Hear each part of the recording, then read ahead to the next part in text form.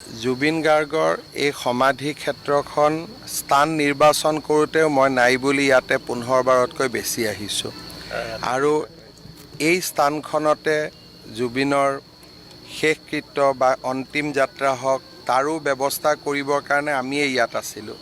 কিন্তু পিছত ৰাজনীতিৰ লগত জড়িত মানুহসকলে ইয়াক লৈ ইমান ৰাজনীতি কৰিলে যে এটা সময়ত ইয়াত আহিবও বেয়া লগা হৈ গ'ল, কাৰণ ইয়াতে জুবিনতকৈ ৰাজনীতিৰ কথা বেছি আলোচনা হোৱা আৰম্ভ হ'ল।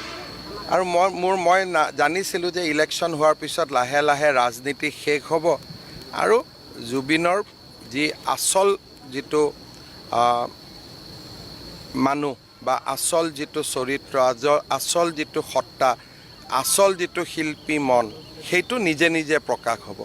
আৰু আজি মই অনুভৱ কৰোঁ যে লাহে লাহে মানুহে জুবিনৰ স্মৃতি কেনেকৈ জীয়াই ৰাখিম, সংগীত কেনেকৈ জীয়াই ৰাখিম, তেওঁৰ অৱদানসমূহক কেনেকৈ জীয়াই ৰাখিম, মানুহে তাৰ বিষয়ে আলোচনা কৰিব।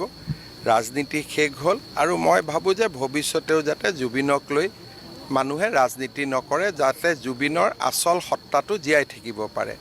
কাৰণ মই নিজে অনুভৱ কৰোঁ, যিমান মানুহে জুবিন ক্ষেত্ৰত আহি ৰাজনীতি কৰিলে, সাধাৰণ মানুহৰ কোৱা নাই, যিসকলে ইয়াত বেছিকৈ আহি ৰাজনীতি কৰি আছিল, জীয়াই থকা দিনত তেওঁলোকে জুবিন গাৰ্গক সদায় সমালোচনাই কৰিছিলে।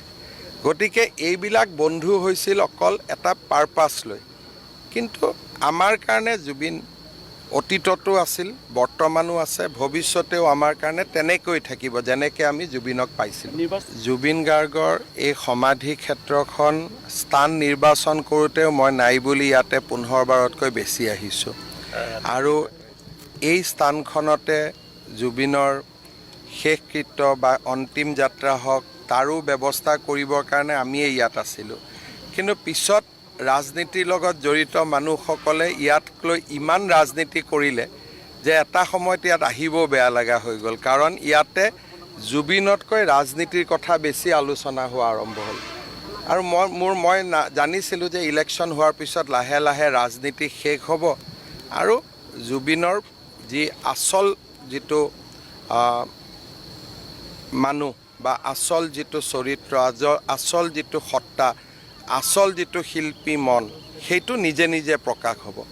আৰু আজি মই অনুভৱ কৰোঁ যে লাহে লাহে মানুহে জুবিনৰ স্মৃতি কেনেকৈ জীয়াই ৰাখিম, সংগীত কেনেকৈ জীয়াই ৰাখিম, তেওঁৰ অৱদানসমূহক কেনেকৈ জীয়াই ৰাখিম, মানুহে তাৰ বিষয়ে আলোচনা কৰিব। ৰাজনীতি শেষ হ'ল আৰু মই ভাবোঁ যে ভৱিষ্যতেও যাতে জুবিনক লৈ মানুহে ৰাজনীতি নকৰে, যাতে জুবিনৰ আচল সত্তাটো জীয়াই থাকিব পাৰে। কাৰণ মই নিজে অনুভৱ কৰোঁ, যিমান মানুহে জুবিন ক্ষেত্ৰত আহি ৰাজনীতি কৰিলে, সাধাৰণ মানুহৰ কোৱা নাই, যিসকলে ইয়াত বেছিকৈ আহি ৰাজনীতি কৰি আছিল, জীয়াই থকা দিনত তেওঁলোকে জুবিন গাৰ্গক সদায় সমালোচনাই কৰিছিলে। গতিকে এইবিলাক বন্ধু হৈছিল অকল এটা পাৰপাছ লৈ। কিন্তু আমাৰ কাৰণে জুবিন অতীততো আছিল, বৰ্তমানো আছে, ভৱিষ্যতেও আমাৰ কাৰণে তেনেকৈ থাকিব যেনেকৈ আমি জুবিনক পাইছিলোঁ।